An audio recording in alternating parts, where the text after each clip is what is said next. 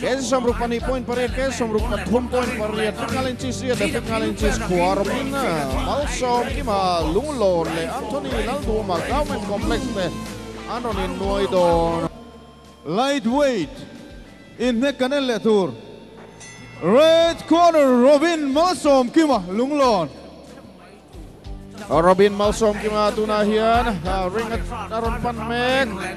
ane he lunglon hania lungle lunglon ku rengani ania ya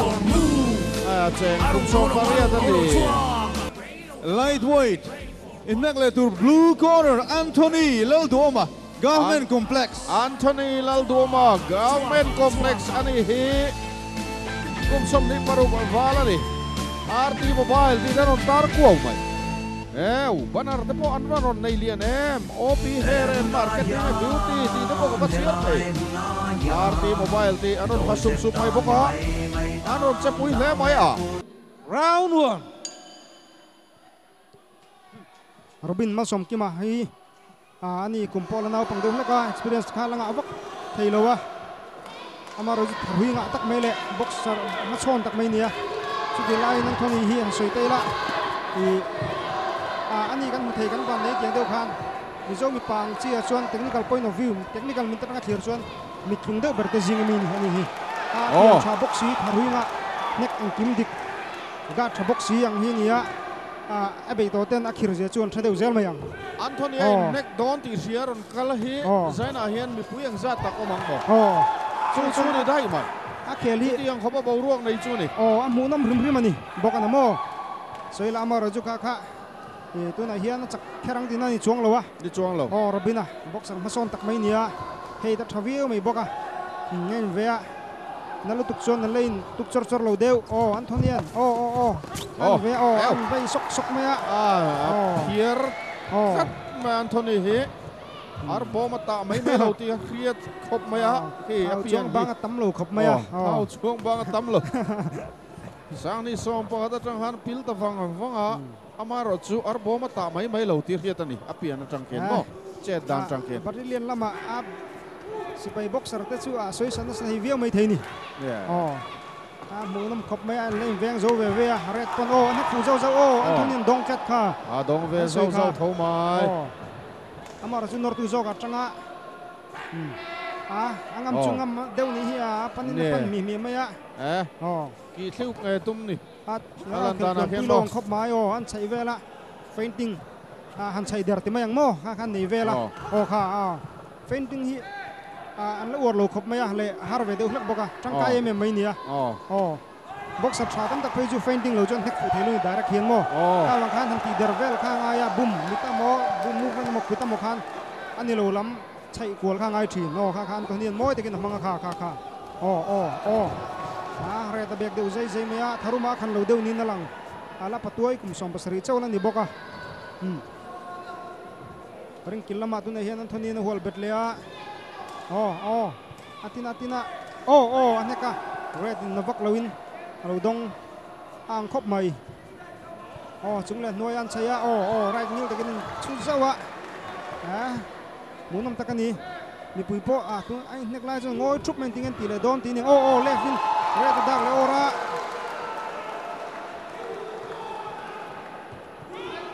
so yang khan technical point lam ka khir chon mita tanga technical mita tanga khir chon thoni de hi chabera polan nia nek tang hi mudur tam lowa anon chu chuna ti nek tang mu thei te munom le ni live ngat leng halin mo khi akke kor bul po he trial moi le mai profile logo to po chuang ni khi tro champion belt the bong sa de uri mai Anthony Lalduoma ane he white to goal tenan sponsor RT Mobile tenan sponsor boka OP Hair and Beauty Biocon tenan sponsor boka ni yo panal tu teu ve ready for tu te apa tiang pa chuana zong dua pemain foi sa pe karoi Government Complex te lalbiak thanga ward number 10 councilor te zona Government Complex te Murawa Government Complex Ropar puli Government Complex te ni te iten poisa an peni Antonia Malsom ki ma lung le Seconds. idea venga thleng mek hi Clear the ring. du sakna thil pek dona nei no Round hi chu two. kina rem chang kan lar puang tura ngai taila anni pani hi an nek hi in thir zel phot mai te an phiar phik dun le maya re corner kha soyang khan Robin Malsom kimania Blue Anthony re thi sa pan de ulek zokin langa amaro ji tu na thavia kha nek te porang thop maya leng veng zo zela bele tran don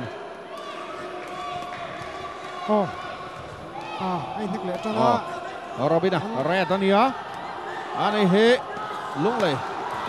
lung lon ani ya lung le idea venga cheng ani sei tong khan an fitness at halom viau maya chu bang chuan adiang karen team kha chu advantage nei phalu tur ngai la thar ve ve khan ei sak mai la thome ai ve le si maya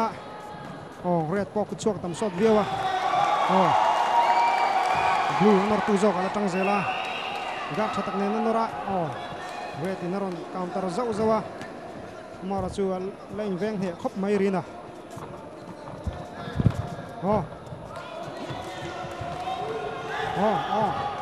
anh không nhìn thấy ta cả mấy khát thì điều mấy khâu sa đình chỉ là tung nghe khâu đi sang sa đã phát là tung nghe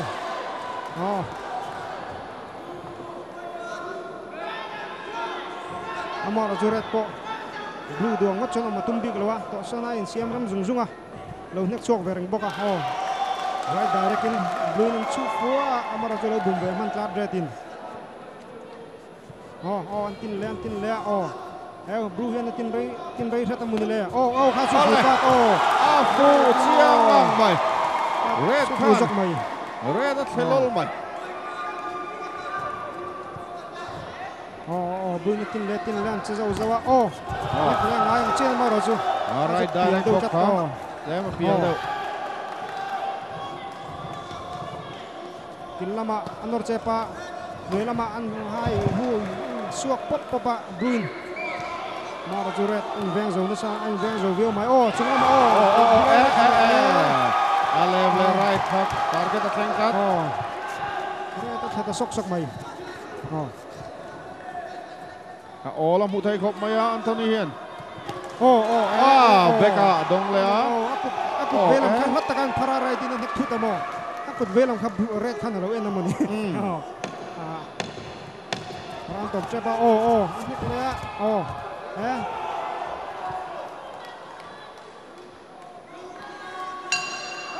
round amu na mai Robin Malsom ki ma lung le unai ti ai veng kheng mek du sakna adon te lung lon visit an aizol aron phenan cheng zangan pe ai ti ai thanin potipa ptp name store tanzania address final su chang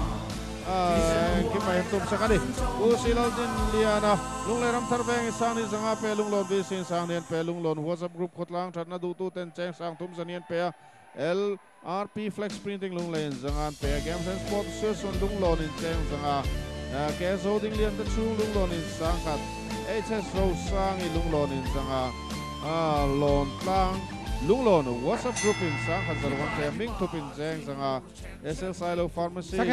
Ice Pack apichani ke quarter lunglon in poisa pe mal som lunglon in cheng Round 3 lunglon branch OB ten cheng sangkat zani an pe bokani tilpek adona hian lom thu se du sak tu te zong chung lom thu se ni le ai hi round 3 ni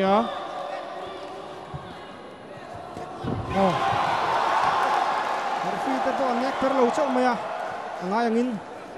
blue anor tu zok atanga amaro chu duang chon nek thei big lo red alen veng ve zela to son zung zunga hit chok ve zau reng boka blue point dong zau ni na vak lo chuan ring kilama hol bet le blue in amaro chu chua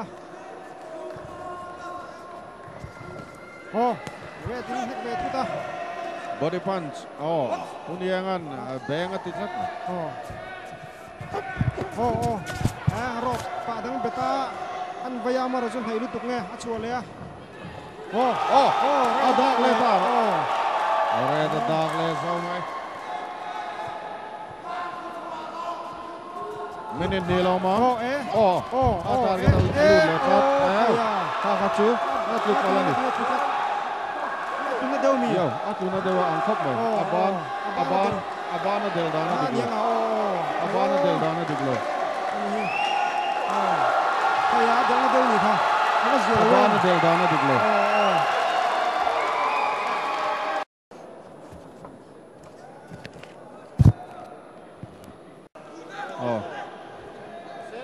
aban kha pel deu ang khop mai So aban this location pong view may ang dan chu.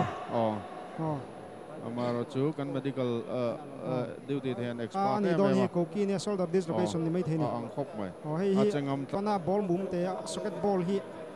ado chu pal atian Bout numbers athum Somale Pakwara lightweight quarterfinal in the Karen Zotak round 2 na minute khatle second Somalia knockout in